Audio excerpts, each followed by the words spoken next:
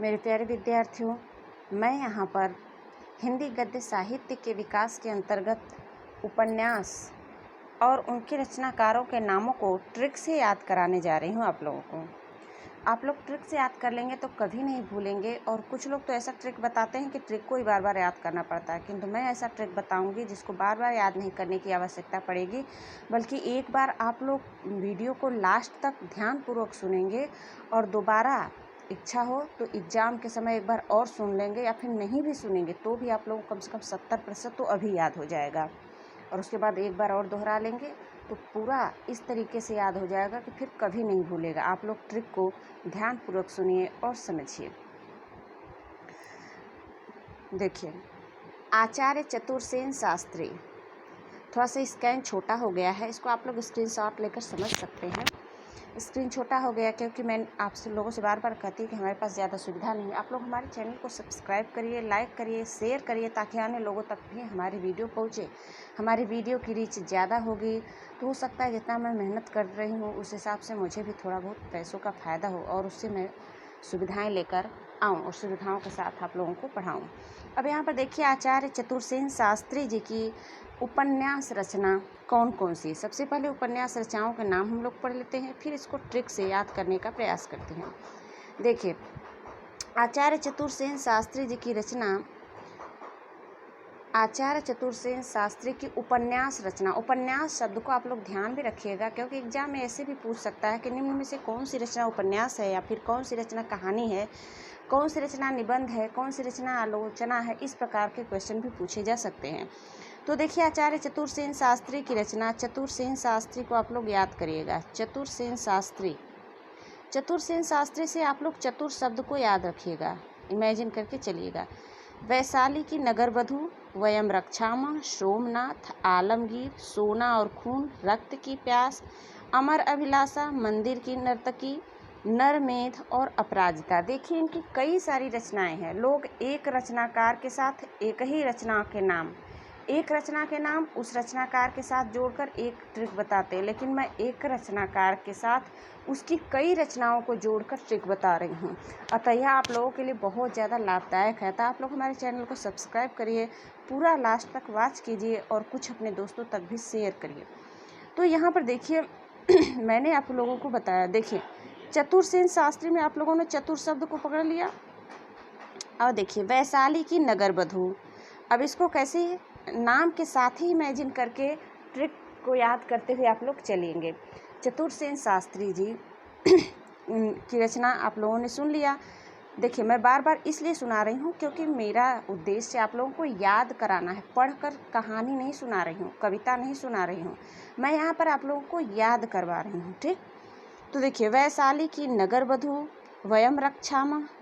वैशाली की नगरवधू, वयम रक्षामः। इसको आप लोग भी कई बार पढ़िए ताकि आप लोगों को याद हो जाए।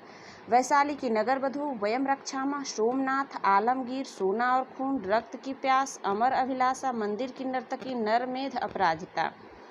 ठीक, आप लोग क्या करते हो कि एक बार सुनने के बाद जब दोबारा आदमी बताने लगता है तो आप लोगों को लगता है कि लो ये कही बात को बार बार फेंट रहे हैं, टाइम वेस्ट कर रहे हैं, तो बोरिंग हो रहा है, तो ये है तो वो है, तमाम चीज़ें आप लोग सोचकर इस प्रकार याद नहीं कर पाते हैं, या फिर याद भी होता है थोड़ा बहुत, आप लोगों को बहुत सारी चीज़ें भूल जाती हैं और एग्जाम में कन्फ्यूजन क्रिएट होता है।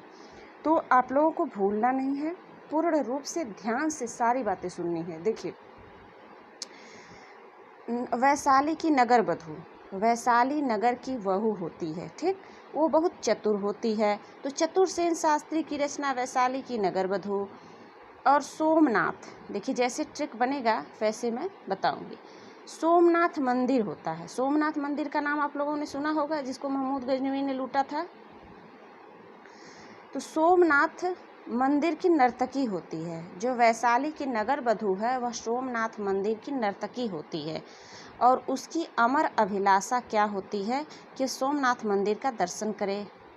ठीक, तो चूंकि वैशाली की नगरवधू एक तो चतुर होती है, वैशाली नगर की नगरवधू सोमनाथ मंदिर की नर्तकी होती है, तो इस प्रकार वैशाली की नगरवधू, सोमनाथ मंदिर की नर्तकी और अमर अभिलाषा, ये चारों उपन्यास आप लोगों को याद हो गए चतुरसेन शास्त्री का। उसके बाद देखिए, जो वैशाली की नगरवधू होती है उसका मायका आलमगीर में होता है। ठीक, आलमगीर में। और उसके पिता की शत्रुता उसके ससुर जी से पहले के रहती है, यानी वह प्रेम विवाह कर लेती है। क्यों? क्योंकि वह अपने पिता का बदला लेने के लिए, पिता की शत्रुता ससुर से होती है और ससुर ने पिता को मारा था या कुछ भी किया था, उसका बदला लेने के लिए वह इनके घर में विवाह करती है। तो इसे सोना और खून चाहिए, यानी एक तो इनके पास, ससुर जी के पास धन दौलत होता है जो उसे खून की प्यासी होती है कि हमारे पिता को इन्होंने मारा था।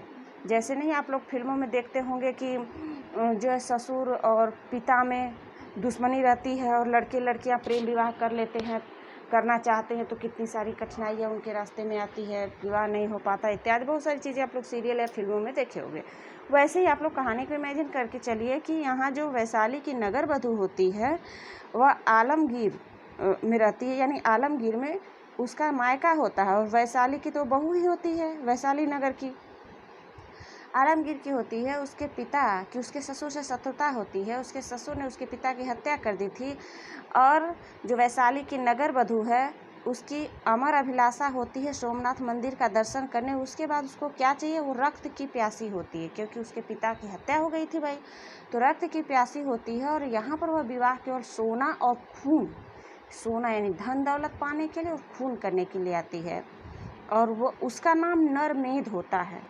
वैशाली के नगर वधू का नाम आप लोग नहीं जाने, अब उसका नाम नरमेध हो गया, चूँकि वह लेडीज पात्रा, और लेडीज पात्रा को अपराजिता कहा गया है, तो अपराजिता। इस प्रकार आचार्य चतुर्सेन शास्त्री की रचना वैशाली की नगर वधू, वयम रक्षामा, सोमनाथ, आलमगीर, सोना और खून, रक्त की प्यास, अमर अभिलाषा, मंदिर की नर्तकी, नरमेध और अपराजिता, कितनी रचनाएं हुई, 1 2 3 4 5 6 7 8 9 10। देखिए आचार्य चतुर्सेन शास्त्री की 10 उपन्यासों को आप लोगों ने एक ही वीडियो में याद किया, और इस प्रकार याद किया जो आप लोगों को कभी नहीं भूलेगा। अतः पसंद आने पर मेरा चैनल सब्सक्राइब कर लीजिए, लाइक कीजिए, और अन्य वीडियो भी मैं, बहुत सारी अन्य वीडियो भी मैं लेकर आऊँगी, और बहुत सारा वीडियो मैंने पहले ही बना रखा है। हमारे चैनल पर आप लोग जाइए और वीडियो को पूरा लास्ट तक देखिए, ठीक। तो आज तक के लिए बस इतना ही। Okay, bye.